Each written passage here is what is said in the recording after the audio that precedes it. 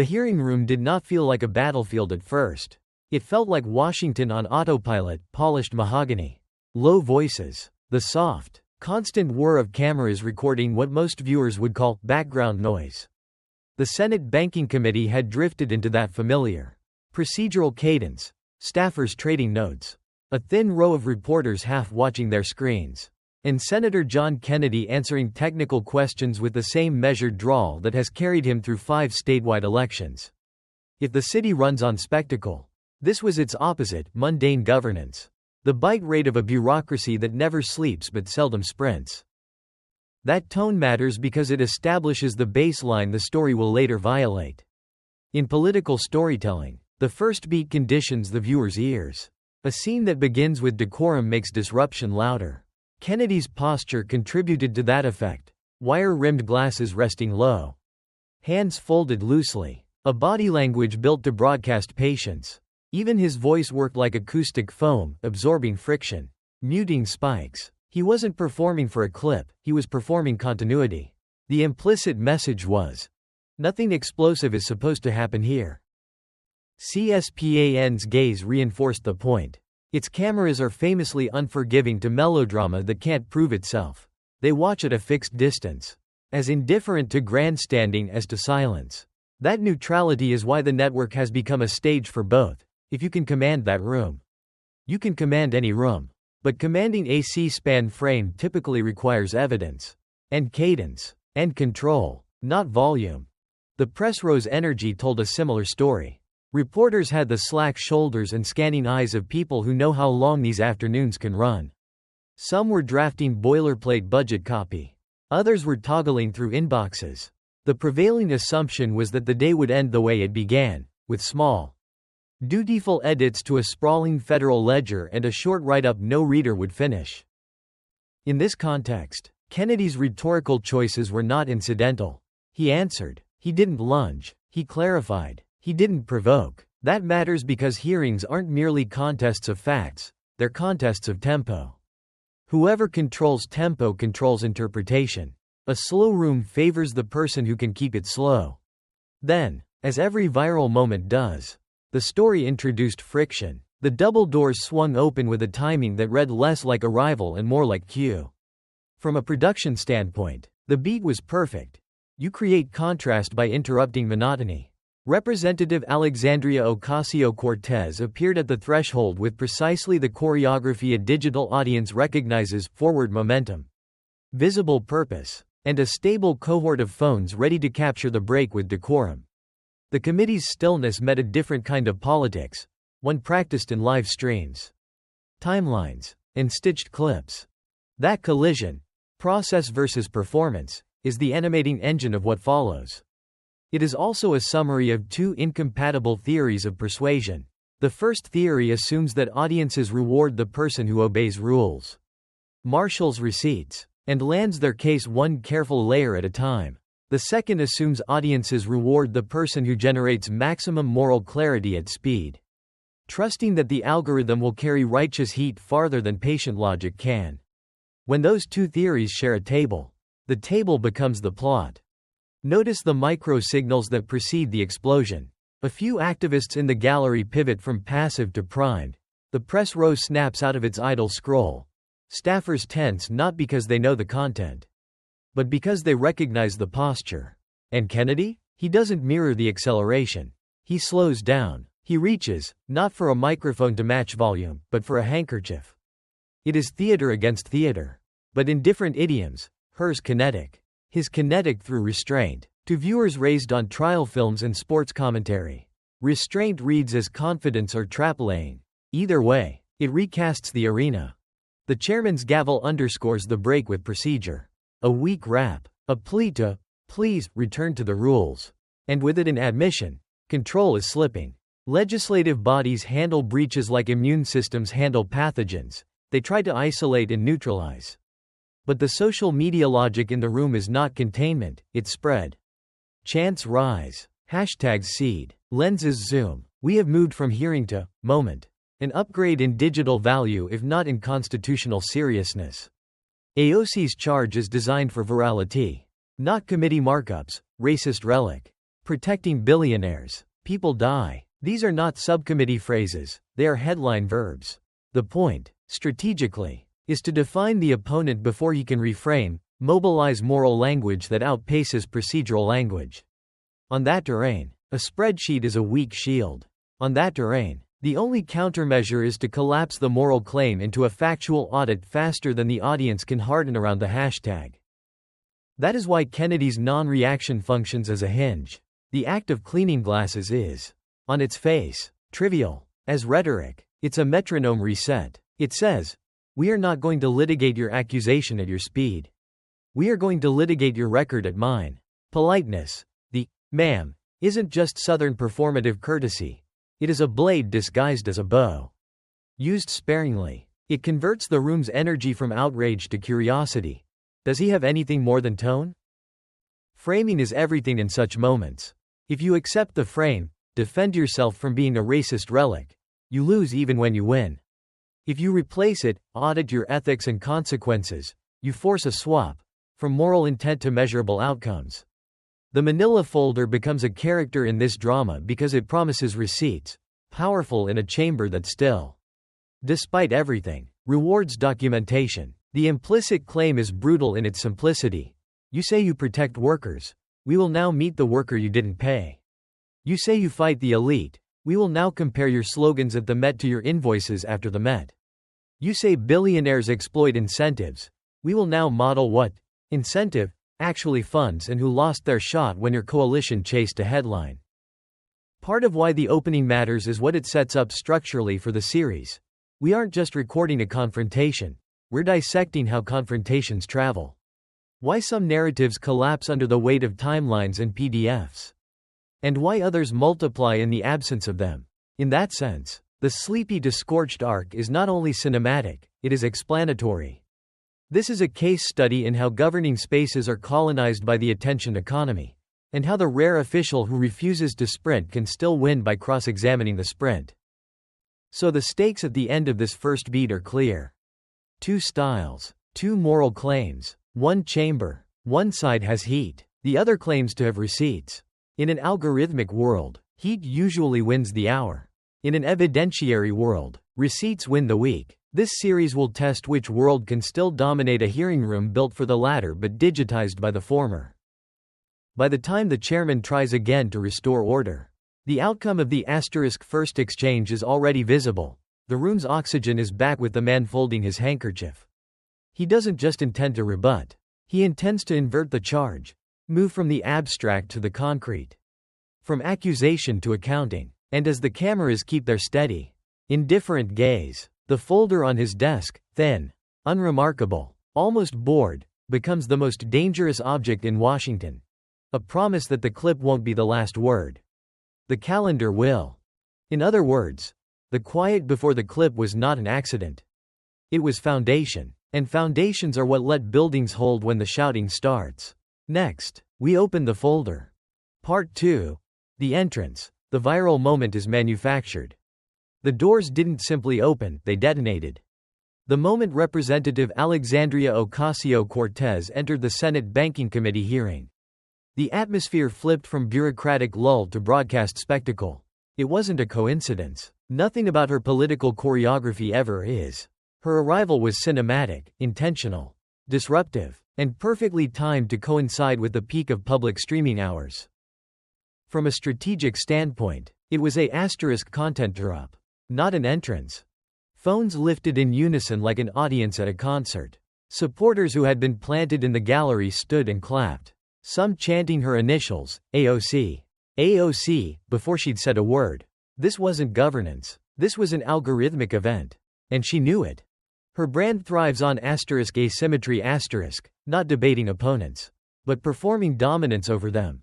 The hearing wasn't an arena for policy, it was a set for a viral clip titled, "AOC Destroys John Kennedy." Every gesture was calibrated for that purpose. Her stride was quick, the angle of her chin deliberate, her tone preloaded with contempt. She didn't walk in to join the hearing, she walked in to own it. "Senator Kennedy," she began, voice amplified to the edge of breaking. The cadence was preacher, not policy wonk. Her sentences landed in rhythmic bursts, punchy. Tweet length, perfectly shareable. Your folksy act might fool Louisiana. But we know what you really are. A racist relic protecting billionaires while people die. The line landed exactly as intended, a gasp, a murmur, then a cheer from her gallery. It was not meant for Kennedy, it was meant for the feed. Every syllable echoed the formula that built her digital empire: accusation, moral certainty, and the unspoken assumption that resistance equals righteousness. It was the language of moral absolutism repackaged for short-form virality. And yet, across the table, Kennedy didn't react. He didn't even blink. He simply removed his glasses, reached into his pocket, and pulled out a handkerchief. Slowly, almost painfully slowly, he began to polish the lenses. The gesture was both mundane and masterful. In politics, timing is everything, and silence can be louder than thunder. The audience expected fireworks. Kennedy gave them frictionless calm. That stillness reframed the entire exchange. Suddenly, Ocasio-Cortez looked less like a crusader speaking truth to power and more like a performer playing to an audience that wasn't there. Kennedy wasn't even in her show. He was watching it. The chairman attempted to restore order, banging his gavel, voice cracking. The congresswoman will please, but procedure had no place here. The rules of viral politics had overtaken the rules of governance. AOC doubled down, mistaking restraint for surrender. You vote against healthcare while people die from treatable diseases, she shouted. You protect oil companies while Louisiana drowns from climate change. You defend billionaires while families sleep in their cars. Each line was a headline, not an argument, crafted for cut-and-paste social media engagement. The crescendo came with her final line. Your policies are literally killing people. And you sit there with that patronizing smile like this is all a joke to you. It was textbook outrage strategy. Outrage is oxygen. The louder the emotion, the shorter the context, the faster the engagement spike. It's the new political calculus. Volume multiplied by moral certainty equals reach. But Kennedy had something she didn't, a sense of temporal control. He was playing for the long game, not the viral minute. When he finally looked up, the effect was surgical. Are you quite finished, ma'am? He asked, in that soft Louisiana drawl that could pass for condescension or courtesy, depending on which side of the aisle you sat on. The line was devastating because it did what no counterattack could do: it collapsed the drama. Her fury suddenly read as performative, her speech as tantrum, the optics reversed. The clip had a new title: Senator Kennedy silences AOC with one line. And then came the quiet dagger. Good, he said, when she tried to continue. Because since we're discussing who protects billionaires and who hurts working people, perhaps we should examine your record for a moment. The room's mood changed like weather. The activists froze. The reporters leaned forward. The C-SPAN camera zoomed in. Kennedy reached, not for talking points, but for a plain manila folder. Unmarked except for a small handwritten tab. It was the antithesis of AOC's digital arsenal: no slogans, no hashtags, no retweets, just paper. The difference between performance and prosecution is evidence. And the moment that folder touched the table, the audience instinctively knew the battle had changed. He opened it with the deliberate rhythm of a man who understood that silence was now his weapon. Let's talk about September 2021. He began. A beautiful evening in New York City. The Met Gala. Do you remember that night, Congresswoman? The words cut through the tension like ice. The name alone, Met Gala, carried the cultural weight of hypocrisy. The hearing that began as a spontaneous confrontation was now a cross-examination. For the first time, Ocasio-Cortez hesitated. Her instinctive rhythm faltered. The same energy that had turned her arrival into a viral spectacle now worked against her. She had built her brand on the optics of moral purity. Kennedy was about to invert it with receipts. The Met Gala folder wasn't just paperwork, it was the start of inversion. Every movement from this point forward would expose the contradiction between slogan and action. Between tax the rich and did you pay your bill? That folder was more than a counterattack. It was the moment the hearing transformed from theater into audit. And in Washington, an audit always outlasts a performance. Part 3. The rope a dope. Stillness as counter-theater.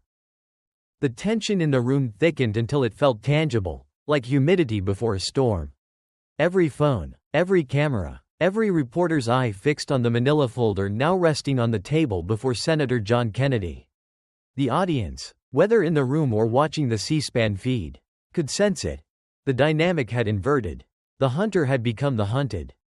Kennedy didn't rush. He didn't need to. His entire strategy hinged on tempo, turning velocity into vulnerability. The trick wasn't to overpower Ocasio-Cortez's energy but to let it collapse under its own weight. It's a political technique as old as debate itself, the rope a dope. Let your opponent swing until exhaustion. Then step forward once the noise fades. When he finally spoke, it wasn't with fire but with precision. Let's talk about September 2021, he said again, slowly, as if drawing a clean line across her timeline. The Met Gala. You remember that night, don't you, Congresswoman? The mention of the gala did something no accusation could. It reoriented the moral terrain. The Met Gala is not just a night of fashion. It's a cultural mirror reflecting excess, exclusivity, and hierarchy. To invoke it in a discussion about protecting billionaires was like flipping a stage light back onto its performer. Kennedy's tone was deliberately disarming, soft, almost avuncular. You wore a beautiful dress that night. White, had tax the rich written across the back in red letters. Made quite the splash. He reached into the folder and pulled out a glossy photograph. The famous one, AOC, mid-laugh, message blazing like a billboard. He held it up for the room.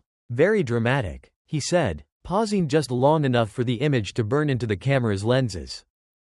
Then, the shift. His tone cooled. That dress, the one you used to lecture the rich, did you pay for it? The question landed like a gavel strike. It wasn't loud, but it was final. The gallery, moments earlier a hive of activist energy, went still. Reporters exchanged glances. They understood the turn. AOC had entered the room with moral dominance. Kennedy was now invoking accountability. He continued before she could answer. Neither did you pay for the hairstyling, the makeup, the hotel, or your boyfriend's tuxedo. Not right away, anyhow. A low murmur rippled through the chamber. Kennedy didn't raise his voice to compete with it, he simply waited. Silence, once again, did the work for him. Silence always wins when the facts are uncomfortable. You only paid, he resumed, after the House Ethics Committee started investigating. Isn't that interesting? It was a surgical strike disguised as a question. His calm demeanor made it even more brutal. The moment called back to his earlier stillness. His refusal to react to her insults wasn't weakness, it was setup. Across the table, Ocasio-Cortez tried to retake the narrative. That's taken out of context. The committee cleared me. The committee found you violated House rules. Ma'am, Kennedy's interruption was quiet but absolute. He didn't need to raise his tone to assert dominance. He used documentation as his weapon. He pulled out another sheet. The congressional seal catching the light. Their words, not mine. Representative Ocasio-Cortez accepted impermissible gifts and failed to pay fair market value. That's from their report. The air thickened. The gallery, once her choir, was now an audience. Her moral high ground had eroded under the weight of bureaucracy. Few things in Washington cut deeper than an official record. Kennedy didn't let her breathe. He turned another page, his drawl unhurried, surgical, but perhaps more interesting than the violation itself. Congresswoman, is the timing. The Ethics Committee contacted you in February. Payments started in February, 8 months after the event. He let the dates hang like an indictment. I believe that's what most people would call cause and effect. The cameras caught it all, her tight jaw, his patient hands arranging papers. Two entirely different species of politics sharing one table. One thrived on emotion, the other fed on evidence. Then came the pivot, Kennedy's rhetorical sleight of hand that turned scrutiny into symbolism. You see, you came here today to talk about protecting working people from billionaires. But you, ma'am, stiffed the very working people who made that night possible, the hairdresser, the makeup artist, the designer's assistants, people who live paycheck to paycheck. People who believed in you. He pulled another photo from the folder. This one of a young black woman in front of a small salon in Brooklyn. This is Jessica, he said softly. Single mother. Owns a little shop. Charged you less than $500 for hours of work. You didn't pay her for half a year. It was devastating. The moral asymmetry was complete. The champion of the poor had become the delinquent client. Kennedy's face remained neutral, almost sympathetic. That made it worse. Jessica had to take out a payday loan to make rent while waiting for your office to settle the bill. He continued, do you know what the average interest rate on a payday loan is? Congresswoman? 400%. The murmurs returned. Lower this time, less performative. More human. Even her supporters felt the discomfort. Ocasio-Cortez tried to interject again, her voice trembling between anger and disbelief. That's not fair, my staff. You're the boss. Kennedy interrupted, this time with that disarming Southern warmth that always precedes a fatal blow. Isn't that what you always say about CEOs? That leadership means accountability? It was a masterclass in tone control, never loud, never cruel, but always exact. Kennedy had turned her own rhetoric into a mirror, and she was staring at herself. The chairman's gavel struck again, half-heartedly. No one listened. The spectacle had transcended rules. And in that silence, Kennedy closed the first folder and opened another, thicker one, marked *Amazon HQ2. The audience leaned in. They already knew what was coming, the next layer of hypocrisy. The story was evolving from personal ethics to policy consequences, from one unpaid bill to tens of thousands of lost paychecks. But before diving into the next scandal, Kennedy paused. He folded his hands, looked across the table, and said quietly, you came in here calling me a racist relic. Ma'am, maybe before you decide who's on the wrong side of history, you should make sure you're not the one leaving people behind. He leaned back. The statement hung in the air, less an insult, more a sentence, the kind of sentence that doesn't end with punctuation, but with silence. And that silence was the sound of momentum shifting, permanently. The silence after Kennedy's rebuke felt longer than it was. Silence, when earned, has gravity, and Kennedy let it settle, like dust after demolition. Then, with a deliberate motion, he reached for the second folder, thicker, heavier, labeled simply, Amazon HQ2. The faint rustle of paper was louder than any applause. He didn't look at her right away. He began, almost conversationally. Now, Congresswoman, you've said you fight for working families. You've said you stand for jobs, dignity, and economic justice. Let's look at what happened when those working families needed you most. He clicked a small remote. The screen behind him flickered to life, displaying the headline that once made national news. Amazon cancels New York headquarters deal after local opposition, *. Kennedy continued, in 2019, Amazon planned to build a second headquarters in Queens, in your district's backyard. 25,000 jobs. Average salary, $150. Billions in long-term tax revenue for schools, infrastructure, and housing. His voice stayed calm, clinical, like a prosecutor reading into the record. You called it corporate welfare. You celebrated when they left. You said, quote, we saved billions in taxpayer money.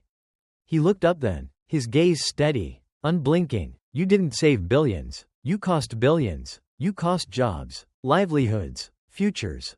The next slide appeared. Letters from ordinary citizens. These are real people, Congresswoman, Kennedy said, not billionaires, workers, parents, union members. He flipped through them one by one, each accompanied by a name and a face. Maria Rodriguez, single mother of 3, was offered a logistics job, would have tripled her income, lost it overnight. He pointed toward the gallery. She's sitting right behind you. The camera panned. A woman stood, plain dress, tired eyes, a quiet strength. I was working 2 jobs, Maria said softly, at Walmart and McDonald's. When Amazon came, I thought we'd finally be okay. Then it was gone, because she said it was victory. Her voice trembled. Where's my victory, Congresswoman? The chamber froze. For the first time, Ocasio-Cortez looked unsure. Kennedy didn't gloat. He nodded to Maria in thanks, letting the authenticity of her pain speak for itself. Then he turned to the next page. Carlos Martinez. He read, construction worker, lost a 2-year contract. Thomas Brennan, electrician, laid off before the first brick was set. Jasmine Chen, software intern, relocated across the country after investing her savings to move to New York. He paused, eyes sweeping the room. These aren't billionaires. These are the people your decision hurt. He turned back to AOC, his tone sharpening. You said the $3 billion in incentives was money given to Amazon.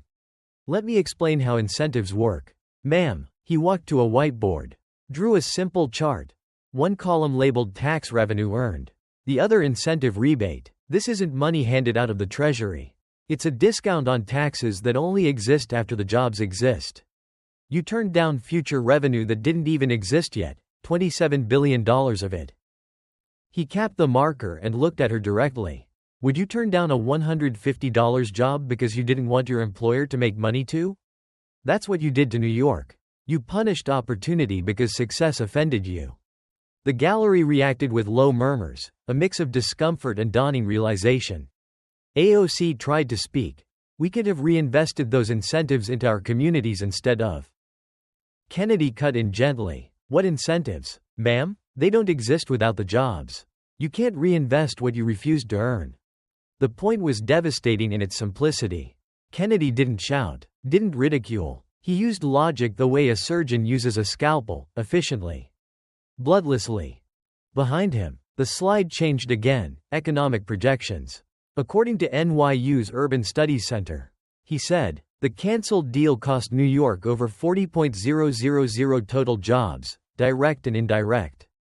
Billions in private investment evaporated. Local businesses shuttered. Families moved away. All because one congresswoman wanted a headline. Then came the coup de grace. And when those people begged for explanation, you said, and I quote, we don't need Amazon's help. We'll build our own economy. He let that hang for a beat. 4 years later, what did your district build? Record unemployment, record crime, and a declining tax base. He took off his glasses again, rubbing them slowly. You can chant, tax the rich, all you want, ma'am, but it's hard to tax people who packed up and left. A gasp. Even her supporters knew that line would stick. Kennedy closed the Amazon folder, tapping it once on the table. Your policies didn't hurt billionaires. They can move to Florida or Texas and thrive. You hurt Maria, Carlos, Jasmine, the people you claim to represent. They didn't need symbolism. They needed jobs. He looked across the table, his tone final. The working class doesn't need a savior who tweets. They need a representative who listens. That line didn't trend immediately.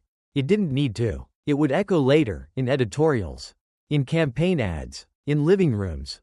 And as AOC sat, visibly shaken, Kennedy reached for a third folder marked simply, the Green New Deal. Let's talk about your next plan to save America, he said quietly, the one that would destroy it. The audience braced. They knew what was coming next. Kennedy flipped open the folder, and a flash of bright green paper caught the light, symbolic, intentional, theatrical in its own understated way. Your Green New Deal, he began, is the most expensive piece of legislation ever proposed in U.S. history. $90 trillion over 10 years. He paused for effect. That's more money than the entire global economy produces in a single year. AOC rolled her eyes. That's not how budgeting works. He didn't look up. No, ma'am, that's how math works. The room chuckled, not at her, but at the irony. She, the self-proclaimed champion of the people, had turned economics into poetry. Kennedy was turning it back into arithmetic. He read from the resolution, net zero emissions by 2030. 100% renewable energy. Retrofitting every building in America. He looked up. Ambitious. Inspirational. Impossible. He clicked to the next slide. The Congressional Budget Office estimates $93 trillion. That's $600,000 per household. He pointed to the number. Do you know the median household income in your district is $58,000? You're asking working families to fund their own unemployment. He paced slowly, letting the absurdity breathe. Even if we confiscated all wealth from every billionaire in America, every dime, we'd cover 4% of your plan. He raised an eyebrow. 4%. Then came the part that landed hardest. You tell us to trust the science. Well, the science says that even if we bankrupt ourselves implementing your plan, global temperatures would drop by 1/10 of 1 degree over 75 years. 1/10. He held up his hand. Fingers pinched. That's the margin of error in most thermometers. The audience murmured again. Kennedy didn't raise his tone, he didn't need to. You're not saving the planet. You're exporting our economy to China, 80% of solar panels, 70% of lithium batteries. All made there. They build a coal plant every week while we fire our oil workers and call it progress. He clicked again, a photo of a Louisiana oil rig worker, smiling with his family. Jake Thibodeau, 34, works offshore, makes $82,000 a year. Just bought his first house. Your Green New Deal eliminates his job overnight. He looked directly at AOC. How do you explain that to his kids? AOC tried to retort. We'll replace those jobs with green energy jobs. Kennedy smiled faintly. Where, ma'am? Wind turbines froze in Texas. California can't keep the lights on. Germany tried your model and went back to coal. You're not replacing jobs. You're replacing reality. He let the data cascade, job losses, inflation rates, energy costs, until the argument stopped being ideological and started sounding mathematical. Then, quietly, he closed the folder. Ma'am, he said, voice almost gentle, you're not fighting billionaires. You're fighting arithmetic, and arithmetic always wins. The blow wasn't theatrical. It was fatal because it was unanswerable. AOC sat silent for the first time since entering the room. The noise, the chants, the cameras, all felt distant now. But Kennedy wasn't done. He reached for one last folder. Thinner than the rest, more personal, labeled only with 2 words, your grandmother. The audience tensed. They knew the image. Everyone did. The tweet, the photos, the narrative, the hypocrisy. He opened it carefully and projected the tweet onto the screen. Asterisk. Trump blocked hurricane relief money. My abuela's home is still in ruins. Then he clicked to the next image, the one AOC herself had posted, a crumbling roof. Buckets catching rain, mold climbing the walls. Kennedy's voice lowered. This was in June 2021. 4 years after the hurricane. 4 years while you earned a congressional salary, bought a Tesla, attended the Met Gala, and lectured America about compassion. He looked up, his voice soft but edged. Do you know what happened next? Ordinary Americans, plumbers, teachers, nurses, started a GoFundMe. In 2 days, they raised over $100,000 to fix her house. He turned a page. You rejected it. Your office called those donors right-wing activists. You let your grandmother's roof collapse so you could keep your villain. He let that sink in. The silence was suffocating. That's not politics, ma'am, he said quietly. That's cruelty disguised as virtue. And for the first time that day, Ocasio-Cortez didn't respond. She had no line prepared for that. Kennedy clicked one last slide. A 2-column chart. Greater than what AOC says asterisk, what AOC does. Greater than, tax the rich, accepts luxury gifts, pays vendors late. Greater than, protect workers, destroys 40,000 jobs. Greater than, save the planet, outsources energy to China. Greater than, help the vulnerable, refuses $100,000 for her own abuela. He paused, glasses in hand. You said I was a racist relic protecting billionaires while people die. No, ma'am, I'm a public servant who pays his bills. You're a celebrity who leaves her grandmother in ruins. He didn't slam the folder shut. He closed it gently, the sound almost tender. The committee will now recess, he said to no one in particular. As Ocasio-Cortez rose, eyes glassy, the cameras followed. The activist chants had evaporated. The hashtags had flipped. And in Louisiana that evening, Kennedy told his staff quietly, there's no joy in this. Just truth. The next morning, headlines told the story in 4 words that said everything. AOC exposed. Kennedy wins, asterisk.